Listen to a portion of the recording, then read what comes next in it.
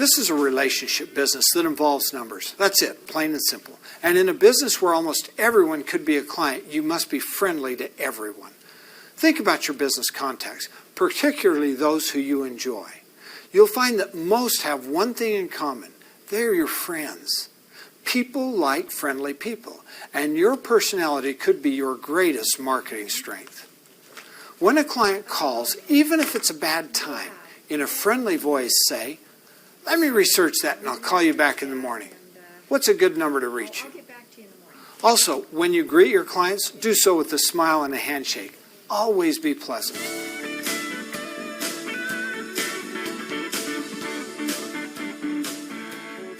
Nothing demonstrates that you care more than being a thoughtful listener. It's important to listen. You need to get information, but also maintain a solid relationship with your client. You want them to return next year. While listening to a client, I suggest jotting down the 5 W questions in a column on your notepad. What, why, when, where, who.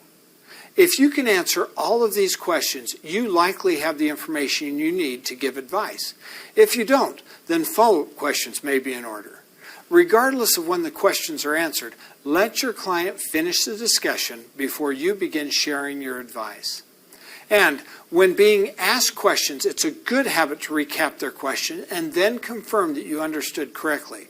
Only then can you adequately respond and share your advice.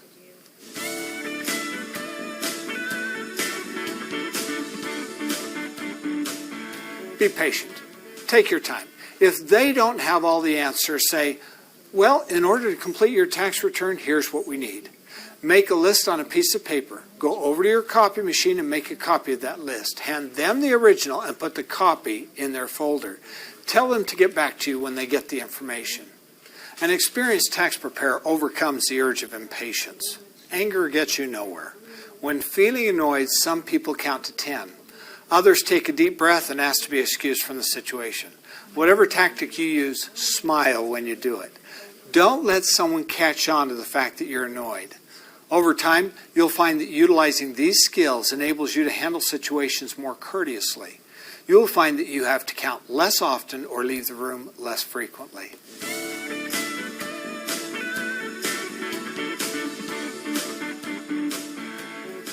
Set reasonable fees, especially when first starting out. If you start out too high, you're not going to get the clients you need.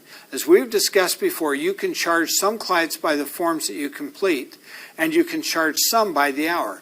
There's a fee schedule in your workbook. It's tempting for some practitioners to cut their fees in order to be more competitive.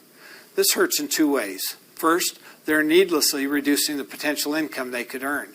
And next year, once the tax preparer understands the cost of doing business, it will be that much harder to increase fees. It's best to start out by charging a reasonable fee.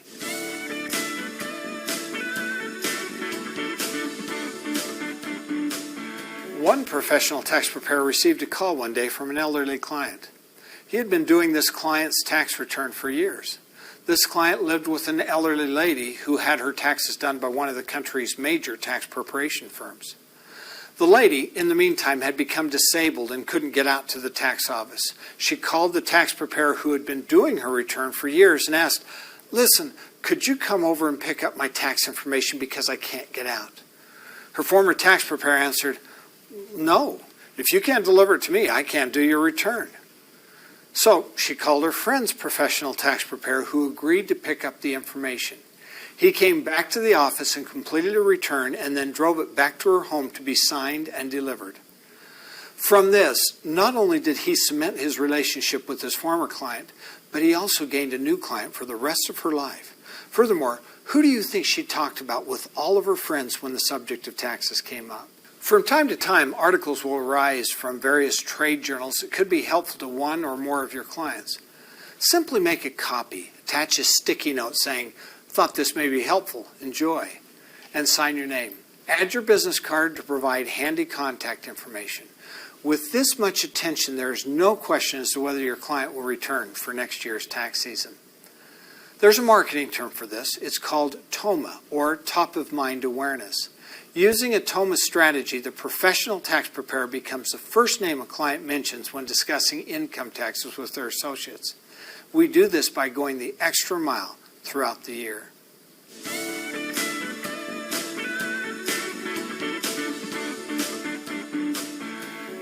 Keeping good records makes doing taxes so much easier for you, and it gives the clients useful information that they can refer to during the year to make better business decisions. Furthermore, the more complex a client's situation, the more important accurate record keeping becomes. They should also create a list of possible deductions during the year. I have one client who keeps up with tax changes. He comes into my office with a list of questions about how different tax changes could impact his yearly taxes. And he is pretty good at being right on the things he brings up. I think he knows the answers to his questions before he asks them, and my answers verify those answers. There are a number of great financial record-keeping systems, both manual and computerized. These can be geared to the client's particular situation and experience level. If they work well with computers, programs such as Quicken or QuickBooks will likely be adequate for their needs as well as user-friendly. You may offer to install and set up their system for a relatively small fee. For most clients, this will take less than an hour.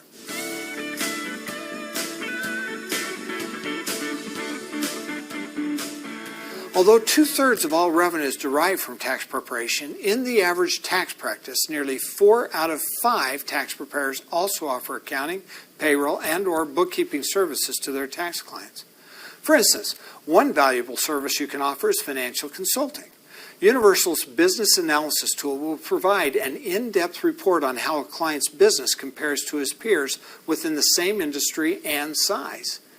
You should discuss the advantages of hiring you to do their books throughout the year. You can assure them that your primary interest is to help them lower their taxes by keeping a close eye on their financial situation throughout the year and recommending tax-saving strategies when they will be the most effective and useful. It can also give them a greater peace of mind knowing that you are watching their cash situation on a monthly basis and ensuring that they are in full compliance with all applicable regulations. Lastly, you can help increase their company profits by recommending practices that will improve the bottom line throughout the year. By providing accounting and bookkeeping services to your tax clients, you will enable them to spend the needed time doing what they do best while increasing your income throughout the year. Then when it comes to tax season, you're all ready to complete their taxes with minimal effort on their part or yours.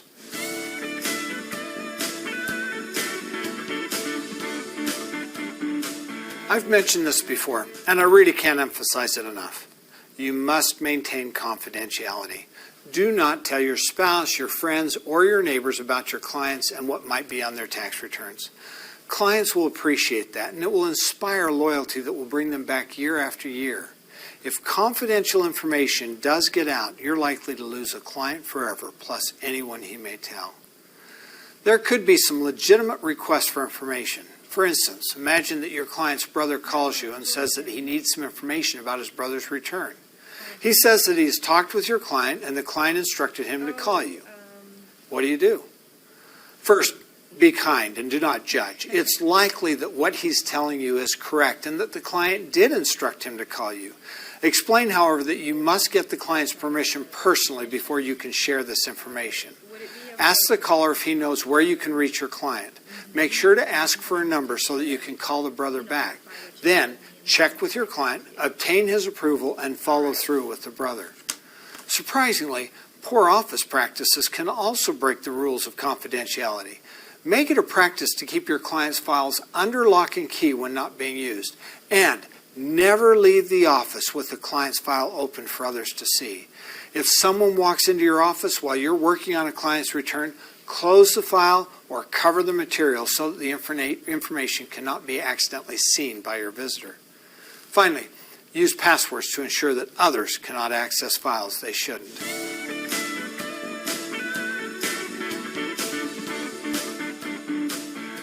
Don't wait until December 31st to work with your clients on tax planning. By that time, it's too late. As you've probably already heard me say, the difference between tax planning and tax preparation is December 31st. Most tax strategies require that the taxpayer take steps before December 31st to gain an advantage. IRA contributions are about the only thing you can do after December 31st that can benefit a taxpayer for that taxable year.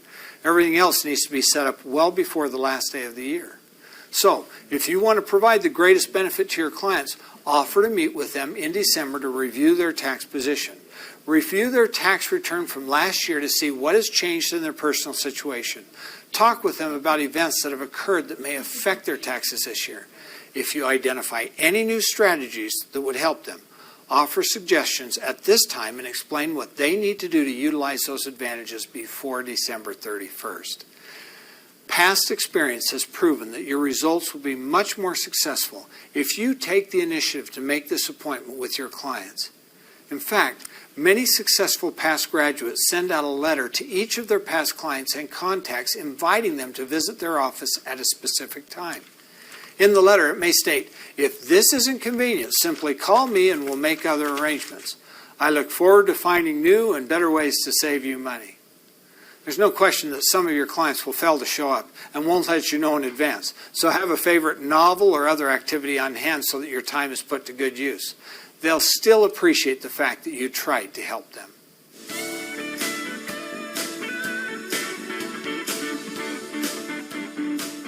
Encourage your clients to talk to you before they make any major financial decisions. Making the right tax decision at the right time may help the taxpayer save thousands of dollars. For many tax decisions, it can be too late after the first of the year. For instance, the choice of business entity will impact how the income from that business is taxed. Choose a proprietorship over an S corporation, and self-employment taxes could cost thousands. On the other hand, if the business expects several years of losses prior to making a profit, then the loss limitation associated with at-risk rules could limit how much of that loss can be realized in an S corporation. Similarly, individual taxes could be impacted by investment choices. For example, choosing between a Roth or simple IRA can dramatically change the tax liability. If you're 20 years old and just starting a career, you're probably in the best position of your life to choose the Roth plan, as the increase in your retirement will not be taxed. On the other hand, if you're 55 years old and at the peak of your earnings potential, you're much better off selecting a simple IRA and paying tax on the withdrawals as you take them when your tax rate is lower. Encourage them to talk with you before making any decision that involves over 10% of their annual household income. For instance, let's imagine that they plan to buy a $20,000 car and their annual household income is $60,000. Since they only have $5,000 as a down payment, they'll have to finance the rest. Hopefully, they'll think to call you before they make the purchase to understand the best way to finance it. They may qualify for a home equity loan, thereby reducing the interest rate and making the interest tax deductible. These are common examples of decisions that your clients should talk with you about before making important financial moves.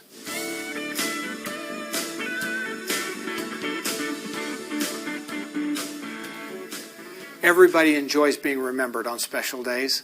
More business owners would practice this tip if they had a system to collect the information. You do. In the interview process, you already collected the information, and now you can easily load it into a reminder system. Send them birthday cards. They really show you care. Cards are readily available in bulk at your local card shop. Buy 50 of them at a time and sit down with your calendar weekly to write out the cards. With a little postage, you'll make someone's day while cementing your relationship with a valuable client.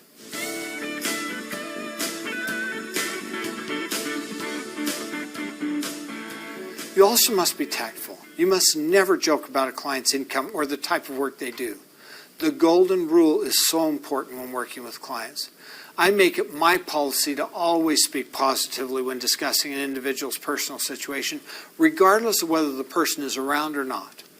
By the same token, people will know they are not being spoken of behind their back, and they will hopefully return the favor.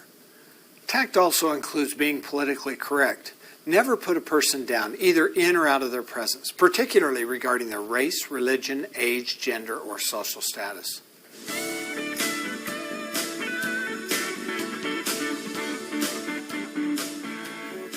Nobody can assess your performance better than your client. It could appear to you that everything is going well in your client's eyes until they don't return. By then, it's usually too late. For that reason, you'll want to find out about problems or troubles before they cause your customer to go to someone else. The best way to do this is by asking them. You may choose to do this face-to-face or over the phone. Often, a written survey is even better. You'll find a sample survey in your workbook that you may wish to send your clients from time to time, just to ensure you're meeting their needs.